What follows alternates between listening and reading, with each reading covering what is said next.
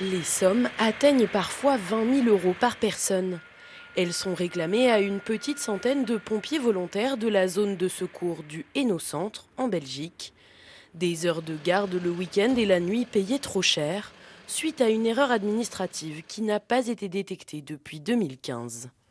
Ce qui est surtout choquant, c'est que ça ait pris autant de temps pour réclamer les indus. On révérifie, qu'on recalcule dans des délais plus ou moins corrects, 6 mois, 1 an, mais pas retourner 6 ans en arrière. Je trouve que ça, c'est clairement choquant pour les sapeurs-pompiers. D'après leur direction, la confusion daterait d'une réforme fédérale en 2014 des services de sécurité civile. 11 casernes du secteur ont été réunies. Autrefois payées par les communes, c'est un autre mode de financement au niveau de l'État qui a été choisi. Parce qu'il y a eu un changement de statut.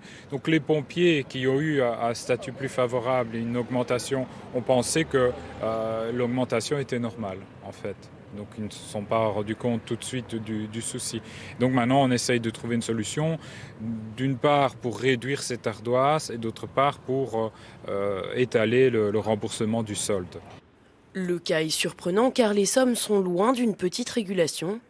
Il n'est pas courant mais il arrive régulièrement dans les services d'incendie, y compris en France. Les régimes de rémunération pour les professionnels ou d'indemnisation pour les volontaires varient en fonction du jour, de la nuit, des interventions réalisées le week-end, etc. Donc il y a une modulation du taux de rémunération.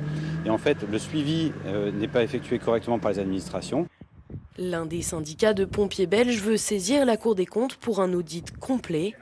Leur principale inquiétude aujourd'hui, que l'affaire décourage les pompiers volontaires, pourtant indispensables dans les casernes.